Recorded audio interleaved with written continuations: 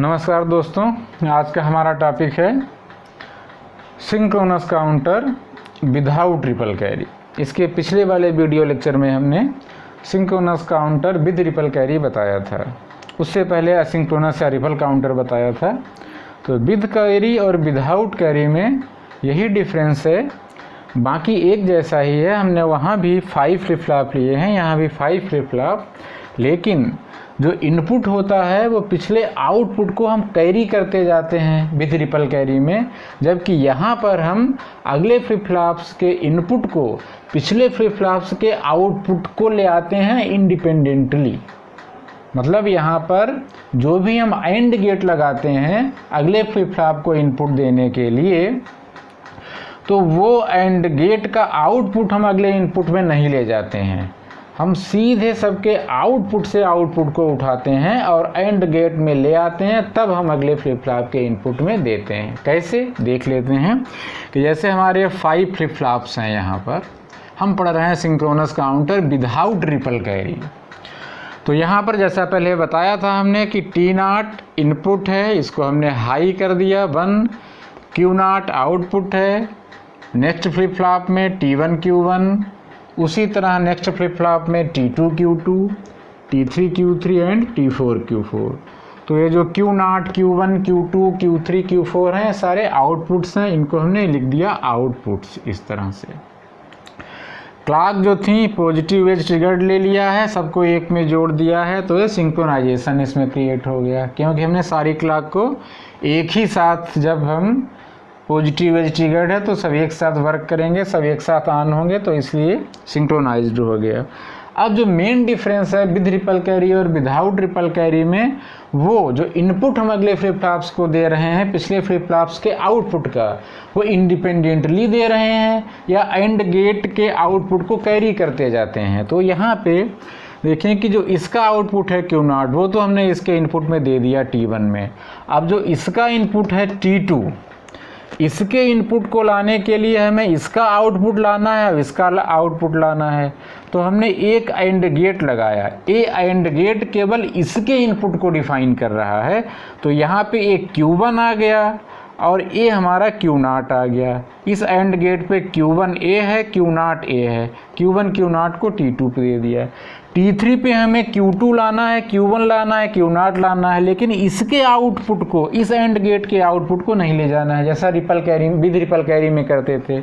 यहाँ पर हमें इंडिपेंडेंट आउटपुट को उठाना है, यानी Q2 को हमने ले लिया, एक इसका इनपुट हो गया, दूसरे इनपुट में हम इसका Q1 ले आए और तीसरे इनपुट में हम सीधे Q0 ले आए। यानी जहाँ पर आउटपुट है वहीं से हम इनपुट को निकाल के ला रहे हैं, जबकि पिछली बार जो हम विद रिपल कैरी कर रहे थे उसमें जो आउटपुट मिलता था उसे ही अगले इनपुट में दे देते थे अगले गेट के, और एक आउटपुट और लाते थे। तो सब में दो इनपुट रहते थे हर एक एंड गेट में।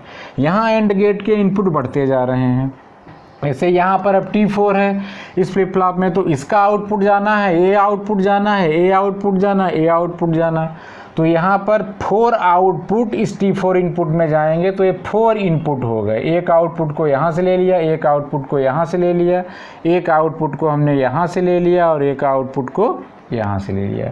यानी इस एंड गेट में जो आउटपुट आए हैं Q0, Q1, Q2, Q3, तो Q0 को Q0 से ए उठा के ले आए, Q1 ए Q1 है तो ए हमारा Q1 आ गया, ए Q1 यहाँ से निकाल ले गए, एक Q2 हम निकाल लेगा, ए यहाँ से Q2 निकाल के यहाँ ले आए और ए Q3 निकाल के ले आए, और फिर वो इसके इनपुट में जा कर के हमने दे दिया। मतलब हम किसी भी एंड गेट के आउटपुट को नहीं ले रहे हैं अगले फ्लिप फ्लॉप के इनपुट के लिए, हम इंडिपेंडेंटली ले रहे हैं। तो ये हो गया हमारा विदाउट रिपल कैरी, बिना रिपल कैरी के। इसमें टाइम डिले भी कम हो जाएगा। क्यों? क्योंकि सारे एक साथ सिंक्रोनाइज हैं, तो अगर हम एक गेट यूज न करते तो टाइम डिले यहाँ पर क्या हो जाता हमारा, केवल एक फ्लिप फ्लॉप के टाइम डिले के बराबर, यानी TD के बराबर। लेकिन अब हम यहाँ पर 1 एंड गेट यूज कर रहे हैं और एक एंड गेट को हम आगे कैरी भी नहीं कर रहे हैं, सब इंडिपेंडेंट हैं, तो एक गेट के बराबर और टाइम डिले प्रोड्यूस होगा। यानी 5 फ्लिप फ्लॉप हो, 6 हो, 7 हो, कितने भी फ्लिप फ्लॉप हो, अगर वो एक साथ आना हो रहे हैं तो टाइम डिले क्या होगा, एक फ्लिप फ्लॉप के टाइम डिले के इक्वल, वो है TD।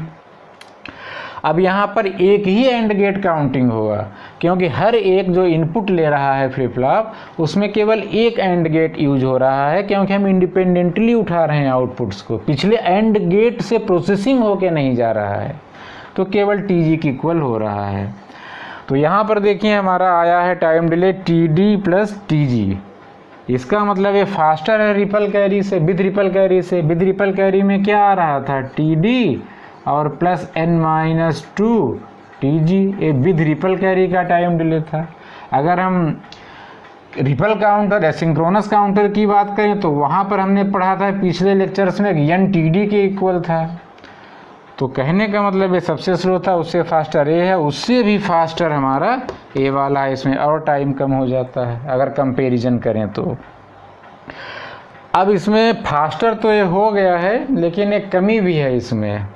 इलेक्ट्रॉनिक्स के लैंग्वेज में आप पढ़ेंगे आगे या पढ़ चुके होंगे, फैन इन फैन आउट होता है।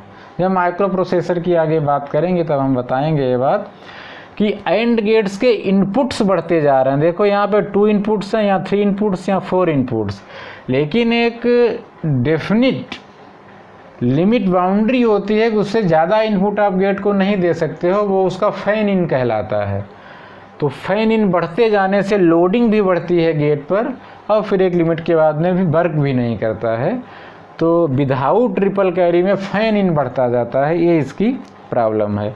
अगर हम लोग कंपैरिजन की बात करें,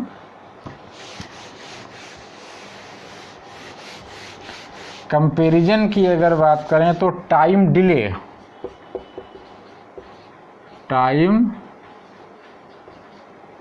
तो with ripple carry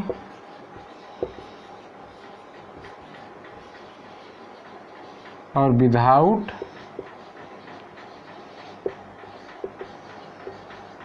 ripple carry.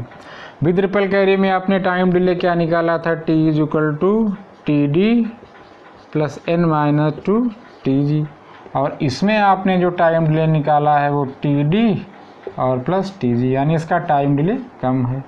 वही अगर f क्लॉक की आप बात करते हैं तो ये 1/, हो जाएगा। क्यों? क्योंकि टाइम पीरियड फ्रिक्वेंसी का रिवर्स होता है।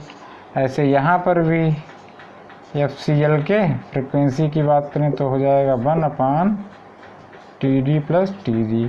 तो जिसका डिनोमिनेटर ज़्यादा होगा वो कम आ जाएगा f क्लॉक और f क्लॉक में। तो ये फ्रिक्वेंसी और टाइम में हम यहाँ पे कंपैरिजन कर सकते हैं। तो ठीक है फ्रेंड्स, इसके आगे हम काउंटिंग सीक्वेंस देखेंगे, रिपल कैरी और बिना रिपल कैरी के कैसे काउंटिंग सीक्वेंस होता है, तब हम रिंग काउंटर को लेते हैं। ठीक है, थैंक यू।